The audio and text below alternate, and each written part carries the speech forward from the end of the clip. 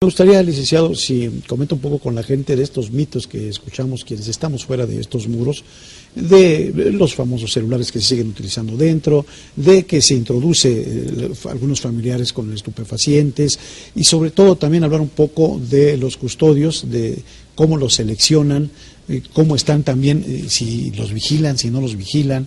Platiquen un poco al público de esto.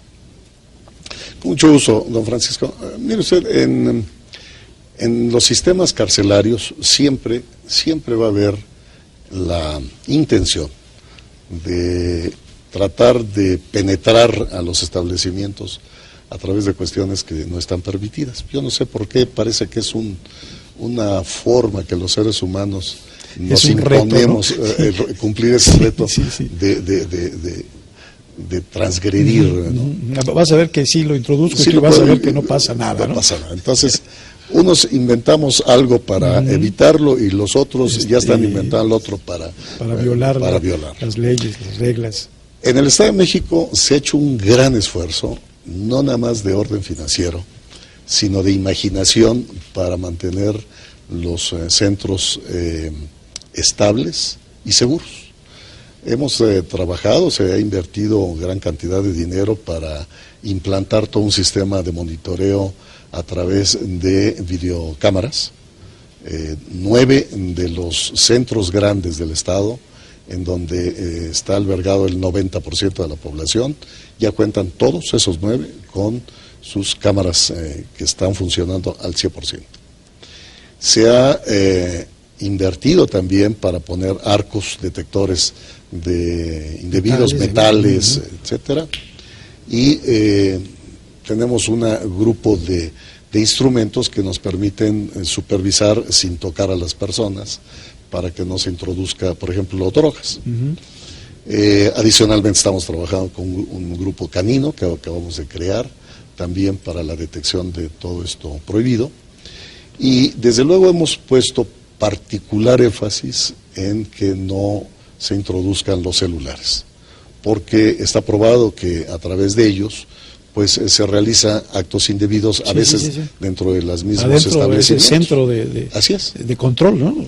Efectivamente, entonces se han seguido 2 caminos. Uno, el hacer más exhaustiva la revisión para que no suceda la introducción de los celulares, y 2, pensando en que se hubiera logrado evadir esa aduana de revisión, existe al interior de estos 9 centros inhibidores de celulares que impiden la entrada o la salida de la señal de estos aparatos.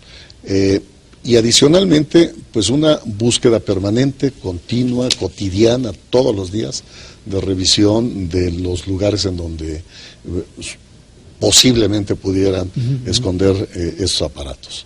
Entonces, a través de estas medidas, nosotros creo que hemos reducido de manera muy significativa la presencia de estos instrumentos dentro de nuestros establecimientos.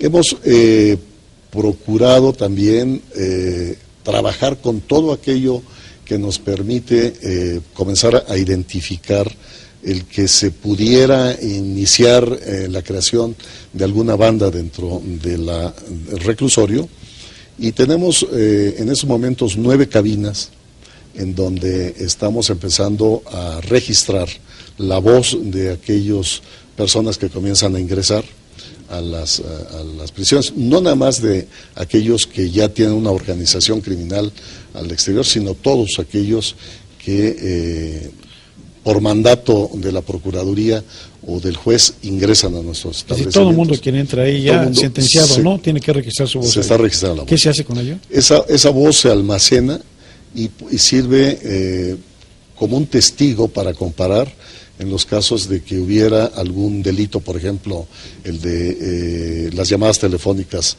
para secuestrar o cometer algún otro ilícito, y entonces se hace comparación y se colabora con las instancias investigadoras para poder localizar o identificar. ¿Ya han tenido algunos resultados en ese sentido? Esto lo iniciamos, acabamos de empezar, colocamos la primera cabina de grabación de voz la semana pasada en Almoloya, y en estos días estamos comenzando a implantar todo este sistema en los otros 8 establecimientos. Debe ser una tecnología muy avanzada, licenciado, porque de que se la saben impostar y saben fingir la voz, pero debe haber una tecnología que aún impostándola se deben dar cuenta que es mi voz, ¿no? Sí, yo no conozco, no soy técnico en eso, pero las pruebas que hemos visto, lo que hemos conocido, es un sistema muy sofisticado en donde se puede identificar las voces de las personas. Sí, debe ser una tecnología muy avanzada. Dígale a la gente, ¿cuánta gente pillan que introduce algo? De un promedio, no sé, a lo mejor 100 quieren meter 90 cosas, o sea, ¿cuánta gente que cotidianamente están pillando que quiere meter alguna cuestión? Esto a efecto de que la gente se dé cuenta que sí, realmente están atentos en este sentido. Sí, sí hemos detectado personas que ayer mismo en uno de los centros, una señora familiar, pretendió introducir un celular. Y así como ese han pretendido o han logrado incluso introducir droga. Curiosamente, quien busca hacer más esta actividad son los familiares mismos de los internos. Sí, sí, sí. Y en algunas ocasiones es la madre, la esposa, la hermana del propio interno. Entonces, con ellos también estamos trabajando. ¿Qué se hace con ellos? Bueno, cuando es un objeto que la ley lo considera como un delito, pues se pone a disposición del... ¿Los que quieren meter droga se quedan ahí o qué hacen? Se pone a disposición del Ministerio Público. Que hay ahí mismo. Y el Ministerio Público determina si hay los elementos para consignarlos o para abrir un proceso. Pero es el Ministerio Público. Y seguramente ya no estará buscando entrar otra vez, ¿no? Es posible. Es muy seguro, ¿no? Es posible, sí.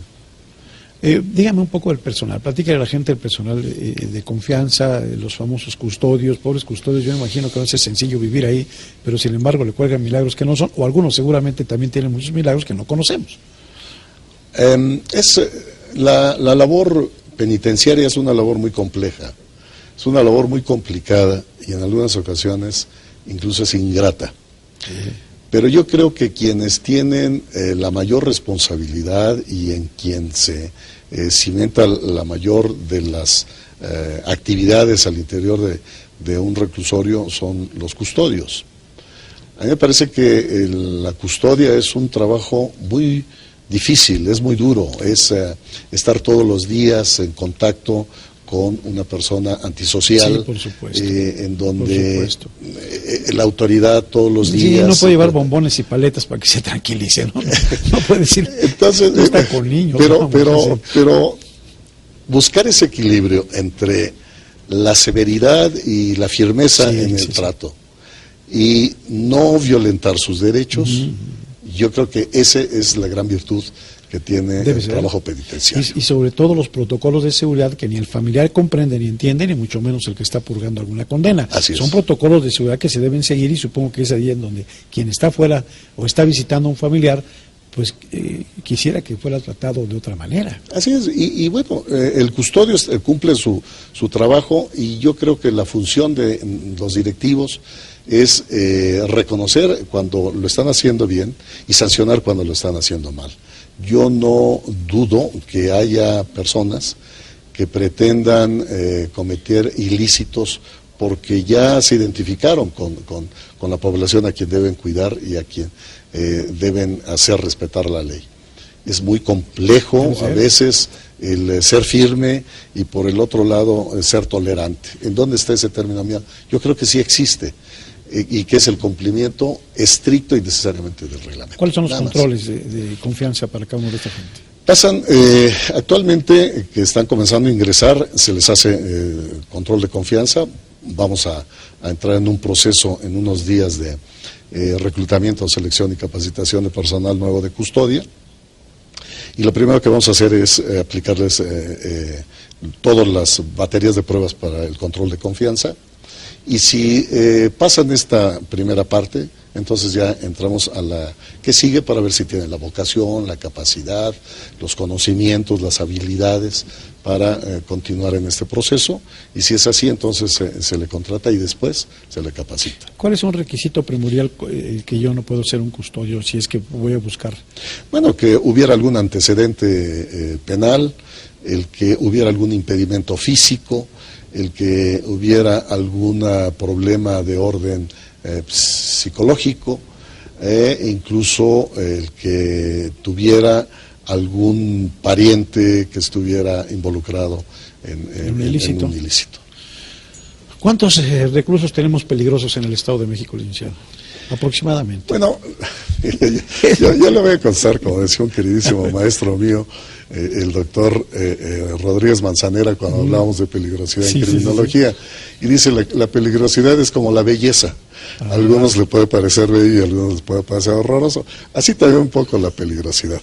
Pero pongamos en términos criminológicos, aquellos que han cometido delitos, que la ley señala cuáles son los peligrosos, son los delitos violentos, aquellos que atentan contra la integridad, la vida, la seguridad de las personas.